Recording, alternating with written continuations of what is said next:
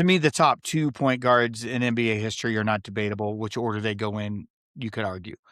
And that is Magic Johnson and Steph Curry. Period. Full stop. My claim, however, though, is Russell Westbrook is a top 5 point guard of all time. Here's what I'll say.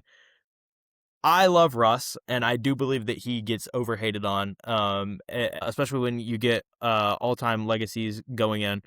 What I will say is that if you ask me the top 5 point guards of all time, I would say 1 is Magic, 2 is Steph, again, reversible.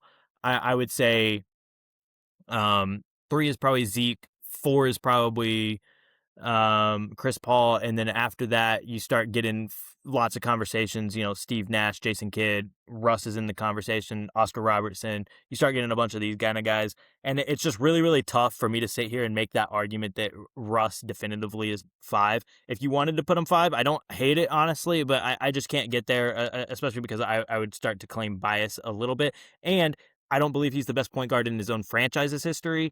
So I would start to have to talk Shea before I put Russ, and I just backed my way into saying I'm going to call Shea the 5th greatest point guard in the history of basketball. There we go, done.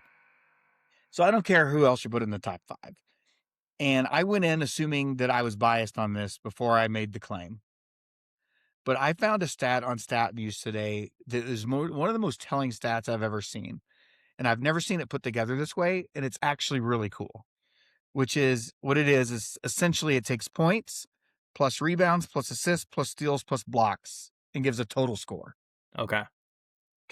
Russ has 49,008 of all of those combined. Obviously, he's the leading scorer in NBA history, right, for a point guard.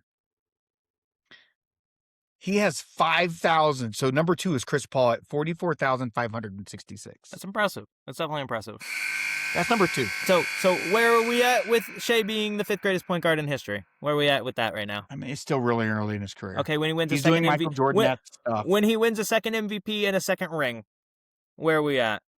I mean, he's doing Michael Jordan-esque stuff. There's no question about it. Can you tell me right now that Shea Abante is a better point guard all time than Russell Westbrook?